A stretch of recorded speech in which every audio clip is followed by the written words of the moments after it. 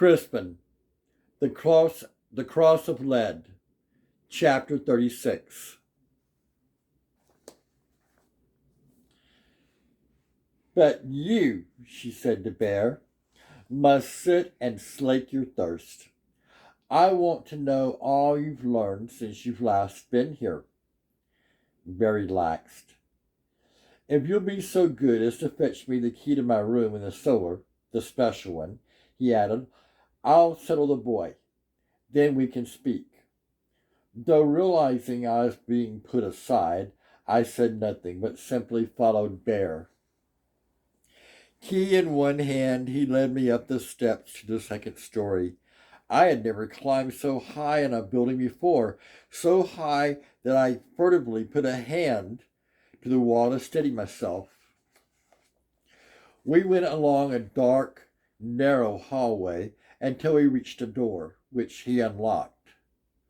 Our solar, he informed me. Go on. I stepped inside. By the little light that seeped through a shuttered window, I observed a small room.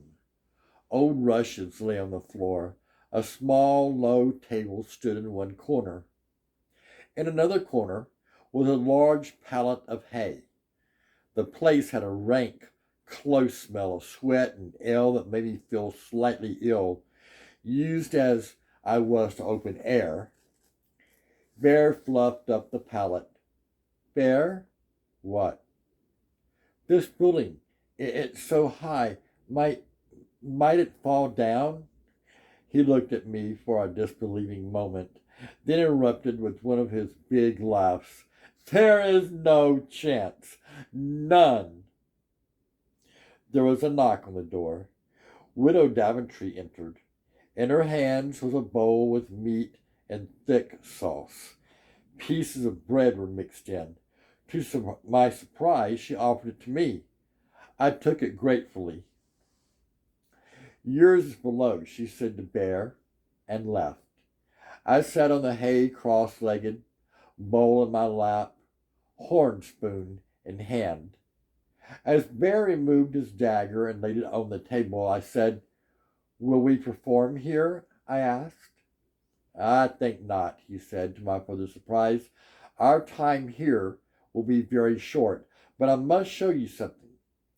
He went to the wall and felt about the wooden boards. This is a special room, he said. My friend below always gives it to me. Under the pressure of his hands, a slab of wood popped out from the wall.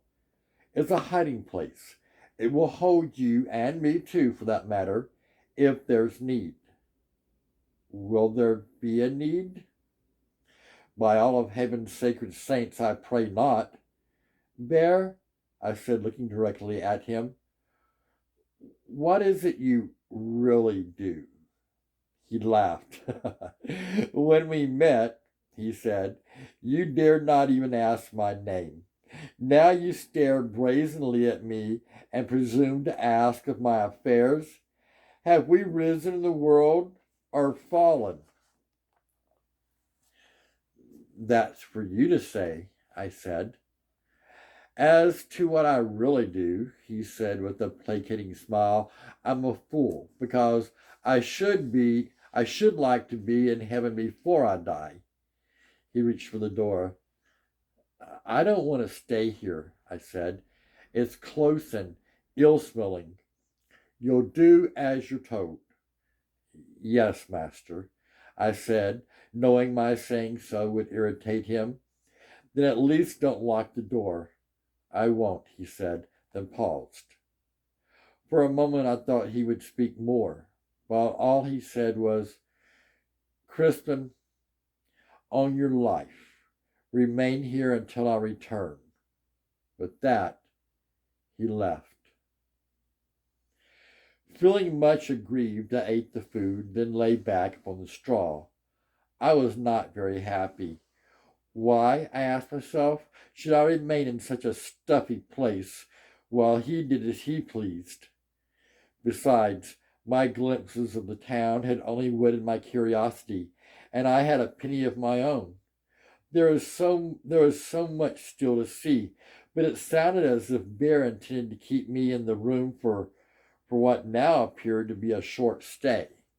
For a while, I remained where I was, though as time passed, I fretted more and more. Finally, I got up, went to the door, and peeked into the hall. Seeing no one about, I made up my mind to wander the town for a short time. My intent was that I would return before Bear even noticed I had left. I was just about to leave when I went to the table and plucked up Bear's sheathed dagger and hid it underneath my tunic. Had he not taught me to use it? Was not this the town in which to claim my liberties? Moving quietly, I crept halfway down the stairs and listened. From somewhere, I could hear the murmurs of Bear's talk, as well as Widow Devonshree's. Exactly where they were, I didn't know. I continued down until I was certain no one was in the tavern room. At the base of the steps, I decided it would be better if I didn't use the front door, lest they see me. Instead, I made a sharp turn and went along a narrow hall. At the end of it, I reached a small door. Pushing it open, I stepped into an alley that had the most appalling stench. It was the place where privies were set over open ditches. Holding my nose, I shut the door behind me and raced away. End of chapter 36. Crispin, The Cross of Lead, by Avi.